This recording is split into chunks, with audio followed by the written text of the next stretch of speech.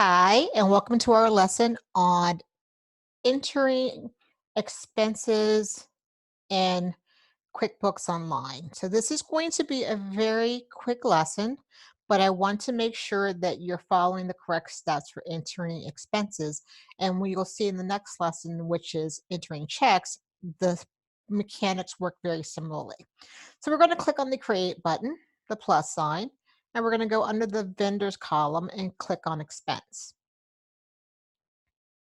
So here under Payee, just choose whomever you're paying, whichever account you're paying your expense out of. If you have multiple bank accounts or credit cards, you want to make sure that you're recording the expense from the correct account.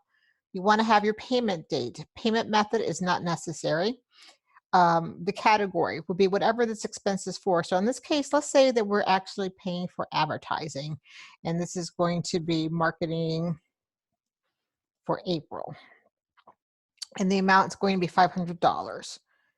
If I had additional details that I wanted to add, if I were purchasing a product or service that I was going to be adding to inventory or tracking, I would add it down here under items. For most small businesses, you're usually just going to use the category unless you have a product-based business in which you're tracking your products.